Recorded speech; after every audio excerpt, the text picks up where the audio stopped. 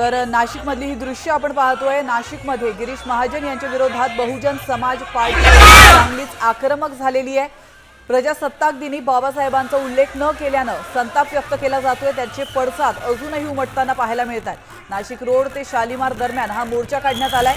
यावेळी मोठ्या संख्येने या ठिकाणी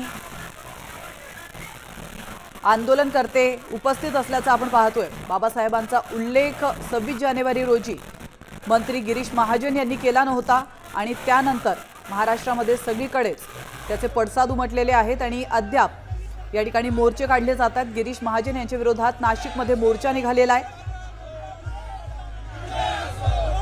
आपण या दृश्यांच्या माध्यमातून पाहू शकतो गिरीश महाजन यांच्या विरोधात नाशिकमध्ये मोर्चा काढण्यात आलेला आहे। गिरीश महाजन यांनी डॉक्टर बाबासाहेब आंबेडकर यांचं नाव घेतलेलं नव्हतं भाषणावेळी आणि त्यामुळे सर्व स्तरातून संताप व्यक्त करण्यात येत होता। तर बहुजन समाज आज पुन्हा एकदा आक्रमक झाल्याचं आपण या दृश्यांमध्ये पाहू शकतो। याविषयी अधिक माहिती देण्यासाठी आपले प्रतिनिधी अभिजित सोनवणे आपल्यासोबत जोडले गेलेत। अभिजित, आपण पाहतोय 26 तारखेला गिरीश महाजन यांनी डॉक्टर बाबासाहेब आंबेडकरांचं नाव घेतलं नव्हतं भाषणात आणि त्याचे पडसाद अजूनही उमटताना दिसतायत। काय नेमकं घडतंय नाशिकमध्ये? प्राचीन नाशिकमध्ये आज नाशिक रोड पासून शालिमारला डॉक्टर बाबासाहेब आंबेडकर यांच्या पुतळ्यापर्यंत हा जन आक्रोश मोर्चा काढण्यात आलेला आहे। मोठ्या संख्येने आंबेडकरी अनुयायी या मोर्चामध्ये सहभागी झालेले बघायला मिळतात।